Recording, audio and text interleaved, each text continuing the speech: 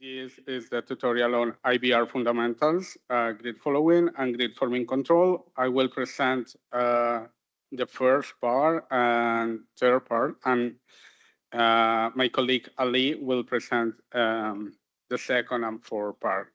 So the contents of these parts that I just mentioned are the following. The part one is the basics on inverter controls. So it will be modeling and how we basically control them without going to the specifics, just an overview on how this is made.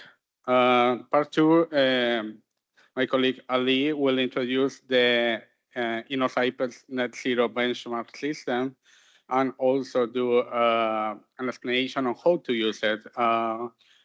How is this useful and how we can implement studies in there. We will have a coffee break in between, around 15 to 20 minutes, depending on our pace. Then we're going to start with multi-frequency small signal stability analysis for converter-based power systems. I will take this part. And finally, Ali will take large signal stability modeling demonstration.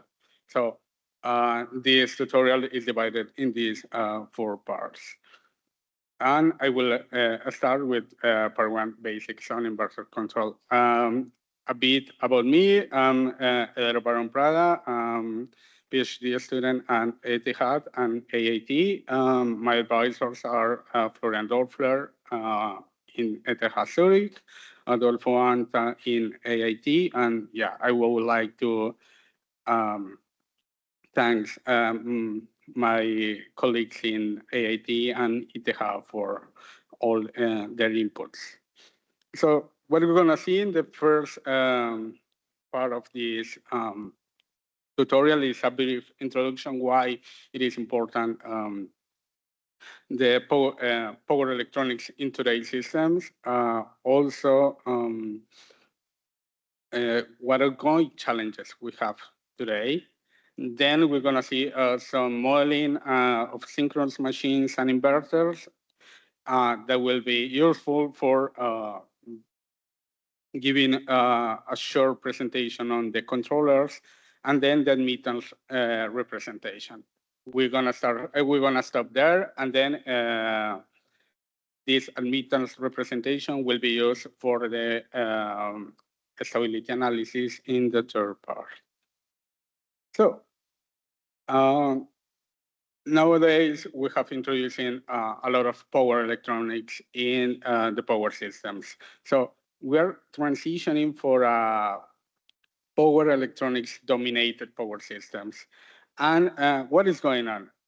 So we have an aggressive integration of inverter-based resources coming from wind farms, solar farms, and also energy communities with small PVs and small electrical vehicles who actually change a lot the dynamics in the system.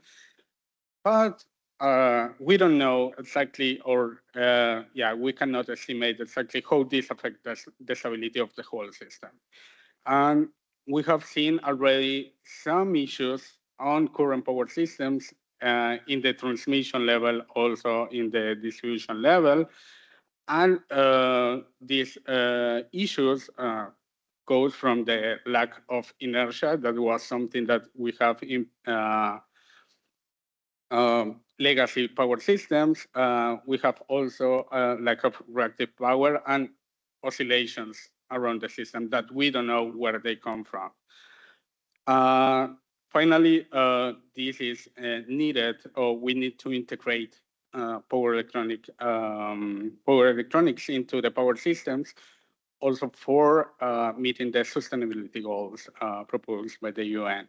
So actually, we need to go through this path, but we don't know exactly how to do it, and also we don't know what are how this affects the overall system and the dynamics. And why we don't know about it, and what are the ongoing challenges? So first, I have this like 4 examples. What happens when you don't have enough inertia or when you don't control every aspect.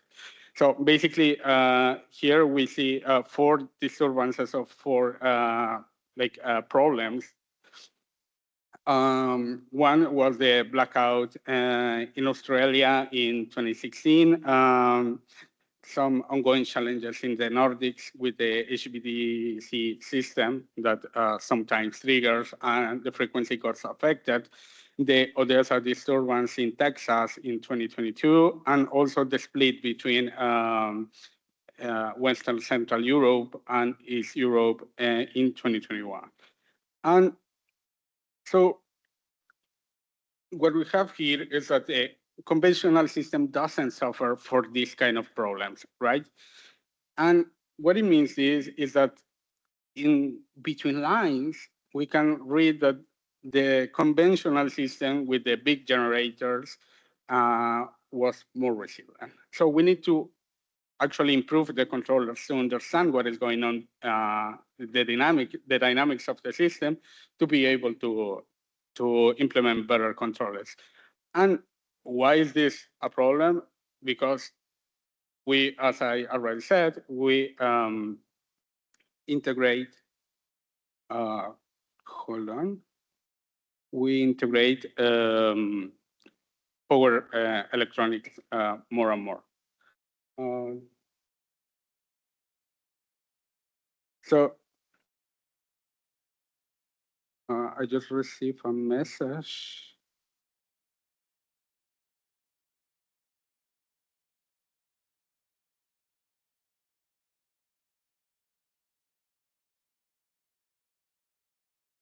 All right. Can you see the slides? Can you? No, I am able to see the slides, Eder. Can anyone confirm if I can clearly hear you and clearly see the slides. Okay, thanks. So between lines, we can say that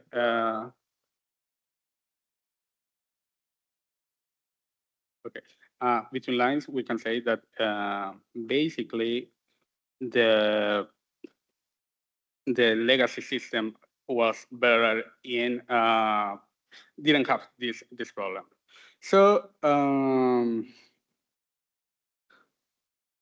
so let's go a bit deep and see what was the problem, or how is different the previous machines, the generation in big centrals, with respect to the modeling of inverters.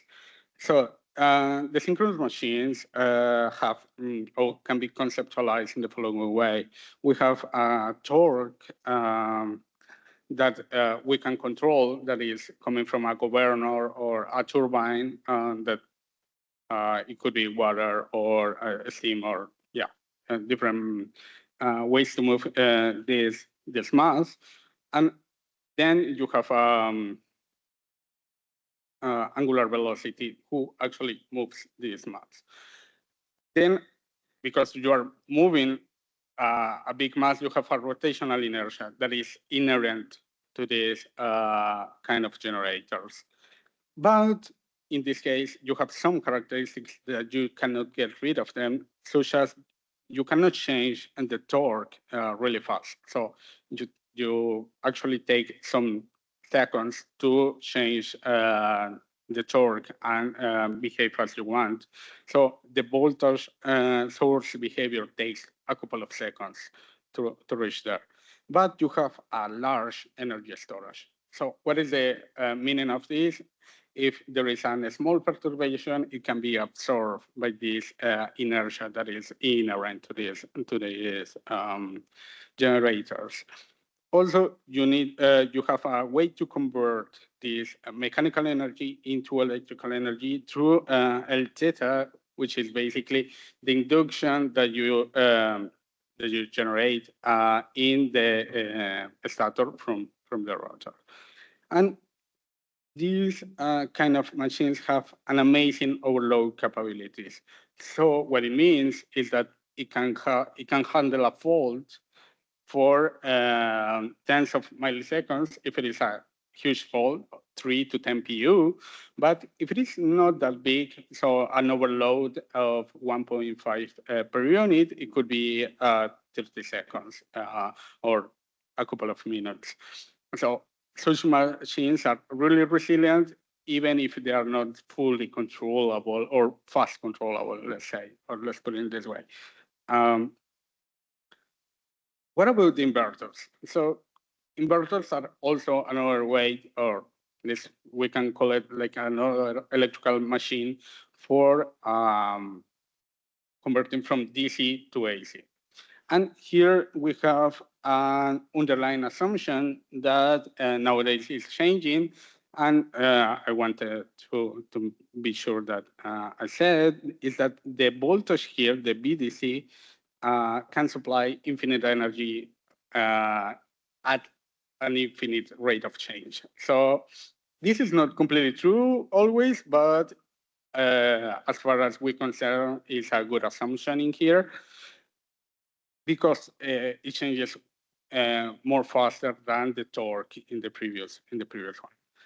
But we have a small energy storage that is this capacitance here. So this capacitance is really small compared to the rotational inertia that we have previously. And we use the modulation as a way to control the energy conversion. So what is the modulation? Basically, we send signals to every one of these transistors to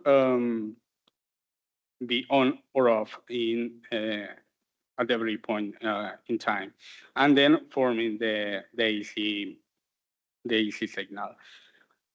Nonetheless, different as the synchronous machines, the overload capabilities are really, really bad. So we actually, if we overload an inverter, more surely will be damaged, and we have to replace part of the equipment. So how we compare the two ways of generating energy? We can compare one as a really robust energy conversion method, where you have a really slow energy supply, you have a big energy storage, and a way of energy conversion that it can be controllable, but it has some limits. Nonetheless, power electronics doesn't suffer from being a rotational machine, but the energy supply is way faster. Nonetheless, the energy storage is small, so you need to be agile in order to control the inverter in such a way that you never need more than the energy storage that it can be stored here. And the energy conversion is also something that you can manage as you want. So we have the synchronous machine as slow, large, and mostly physical machines that connects to the grid. And power electronics are for fast, small, so more integrable to the power grid in different ways. And we can do the integration to the grid by controlling that.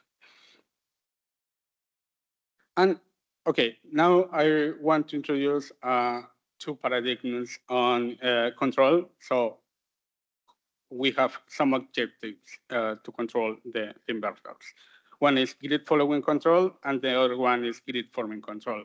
I will start with grid following control. So assuming that you have solar panel or a farm of solar panels, the objectives of grid following control is to inject power to the grid. So from a reference of power, it will synchronize with the voltage and the frequency in the grid to provide such power. And this is really important because the grid following relies on a grid to have such measures. If it doesn't have the voltage and frequency and stiff grid, it will not provide a good service. So you can see grid following inverters as a current sources that track the angle and magnitude to inject mostly active and reactive power. Also, as I already said, the grid following inverters depend to a grid to provide a stable voltage and frequency, and they cannot operate it in a slanted mode or off-grid mode. So they are not good, or they are not possible to be used as black star methods, and they work better in a strong grid. And what is a strong grid? It's a grid that has less voltage sensitivity to the converter output, meaning that if the grid following inverter deviates a bit from its output, the overall frequency and voltage of the grid will not change too much. Also, the power control is great for is great and fast for this kind of inverters. Now, what happens with the grid-forming inverters? So they are also needed in this change from traditional generators to inverter-based generation, and it has some differences from conventional synchronous machines. So it works mostly as a voltage source, where it basically forms the voltage and the frequency of the grid. So what happened in a synchronous generation is that the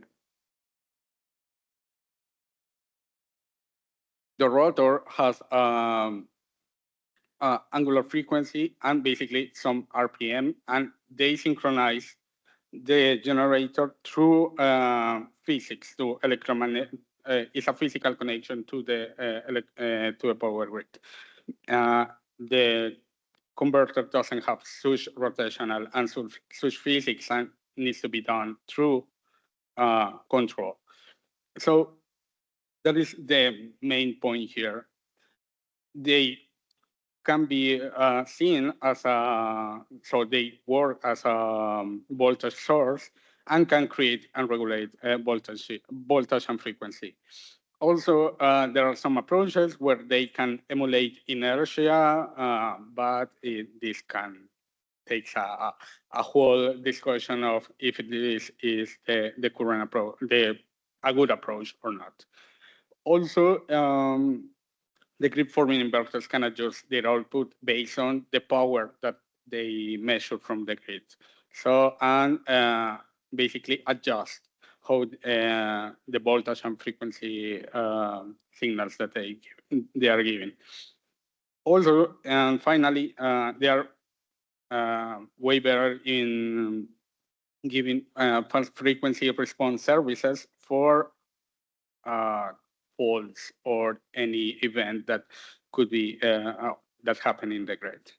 So having this in mind, we have already two paradigms on control of inverters, but how we actually implement those in an inverter.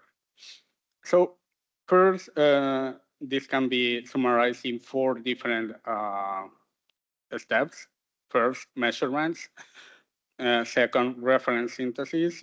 Third, tracking control. And 4, modulation. So from the point of common coupling, we take some measurements and we calculate power, current, depending on the objectives and depending on the paradigm that we are having. And then from there, we calculate a reference. Such reference give you a delta of your current state and the point, the set point that you want to reach. And then this goes to this cascade tracking control that finalizes giving some modulation to the inverter.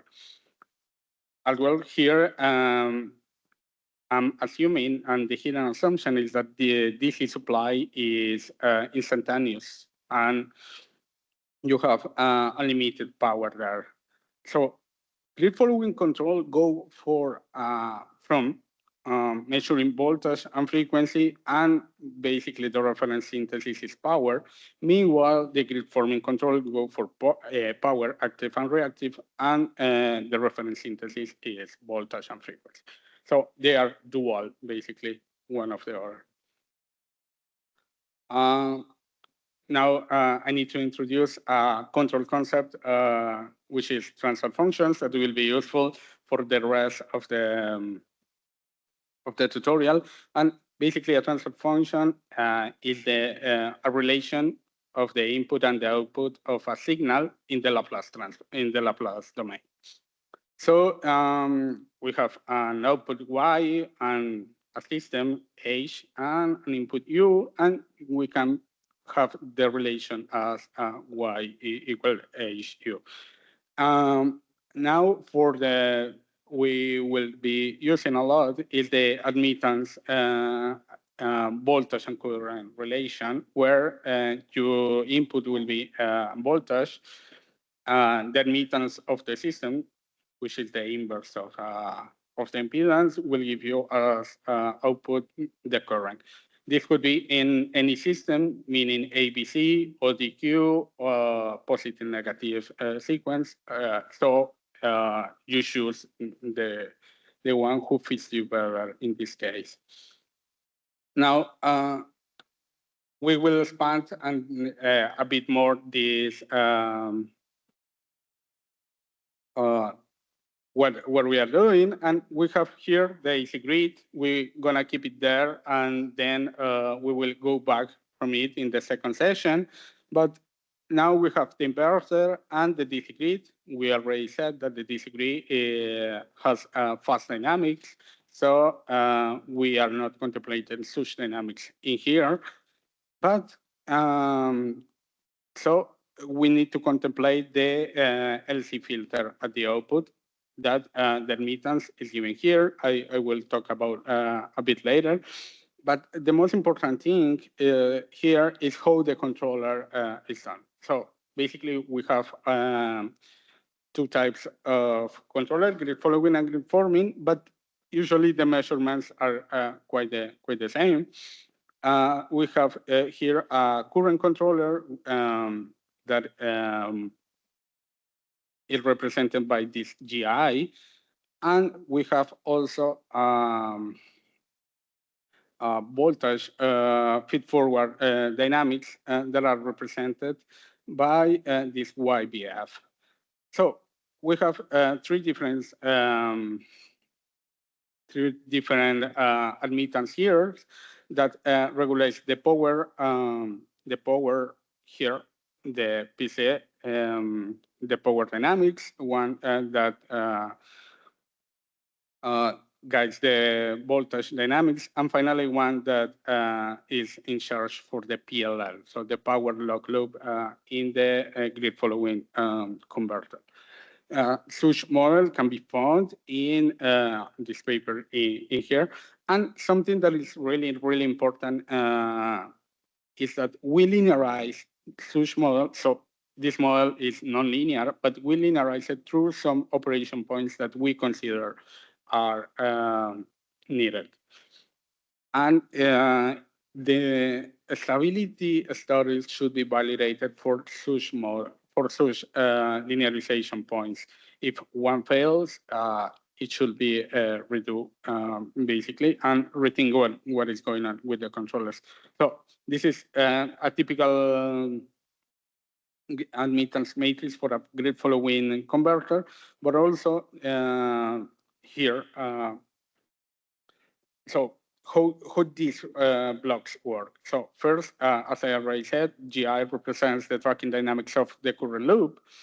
PIPC is the PI regulators of the power. Meanwhile, PIBC is also the PI regulators of the voltage.